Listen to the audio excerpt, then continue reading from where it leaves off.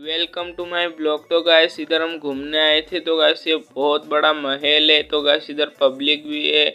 और गाइस तुमको मैं अंदर जाके वीडियो दिखाता हूँ। तो गाइस कैसा दिखता है, मैं भी अंदर नहीं गया, तुमको साथ में ले जाता हूँ।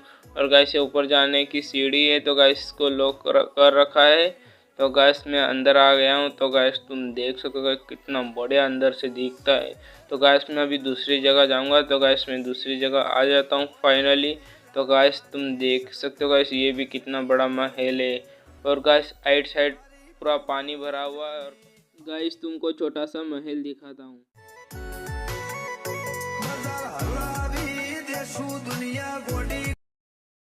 गाइस तुमको अभी छोटा सा महल दिखाता हूँ, तुम गाइस देख सकते हो। तो गाइस कितना बढ़िया है। तो गाइस ऐसे धमाकेदार ब्लॉग को यही एंड करते हैं। और गाइस सब्सक्राइब कर देना, गाइस सपोर्ट करते रहना। गाइस अच्छे से वीडियो लाते रहूँगा।